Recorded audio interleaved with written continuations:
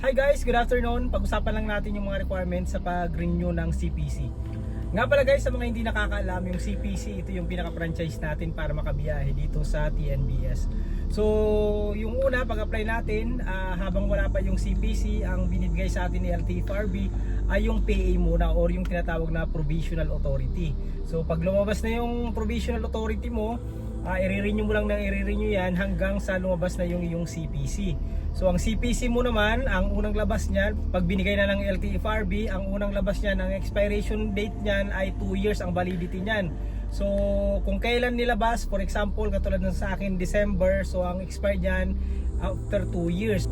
For example, nakuha mo ng December 2025, so mag-expire diyan ng December 2027. So bali 2 years yung validity. And then pag na-renew mo na yan, magiging validity na lang yan is 1 year. So every year mo na i-renew yan. So yung unang bigay lang sa iyo is 2 years ang validity. Pangalawang, ang mga sumunod na bigay sa iyo is 1 year na lang yung validity ng CPC.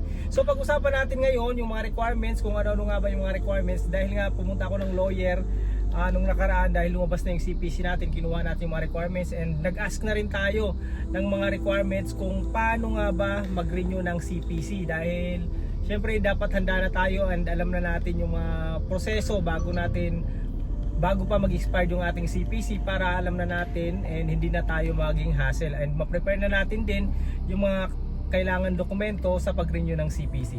So ito nga yung mga listahan ng pag-renew ng CPC. So yung una na nga dyan sa listahan ay yung PAMI. So yung passenger insurance. So yung PAMI naman sa mga bumibiyahe na alam na nila yan. So kailangan valid yung PAMI mo.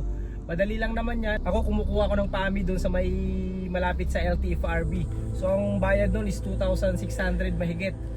So every year din yun nag-expired, so kailangan natin yun. Pangalawang requirements ay yung proof of citizenship. So pwede yung passport, pwede rin yung birth certificate. Isa yun sa mga kailangan. Sumunod na requirements ay yung BIR, yung 2303 or yung Certificate of Registration sa BIR. So sa mga bumibiyahe na, mayroon na tayo niyan dahil yung unang pag-apply pa lang natin, kailangan natin ng BIR. And then yung DTI, same din, DTI, ganun pa rin, yung dati nating DTI, pwede pa rin yun. And then sumunod nun ay yung garahe. So sa garahe, pwede yung kung nangungupahan kayo, kumuha lang kayo ng certificate or yung list of contract nyo dun sa may-ari ng inuupahan nyo, pwede na yun. And humingi na rin kayo ng kopya, kahit Xerox lang ng certificate of title.